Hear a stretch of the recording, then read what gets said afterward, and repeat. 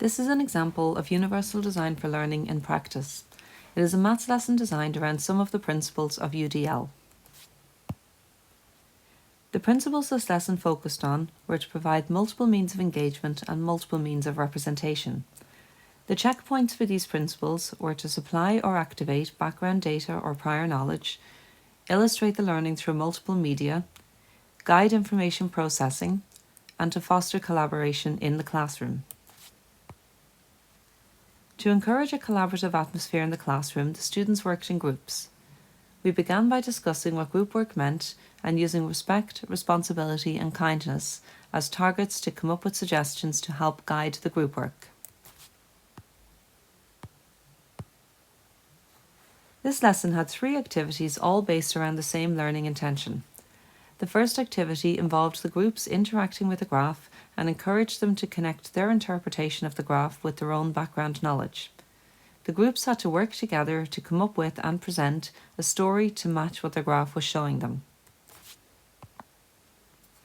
The second activity was a class discussion.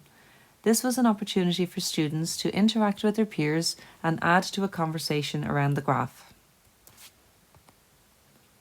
The third activity involved the groups creating their own function and graph from scratch. As with all of the activities, the students were reminded of the learning intention, or the big idea. This activity required the groups to come up with a function and graph to help them decide how many elastic bands Barbie would need in her bungee rope to safely bungee from the first floor to the ground floor of the school. To help guide information processing, I broke their task into smaller chunks and modelled the steps they needed to take. The next step was for the students to work as a group to think about what they had learned, what they had noticed, and how they could extend their findings.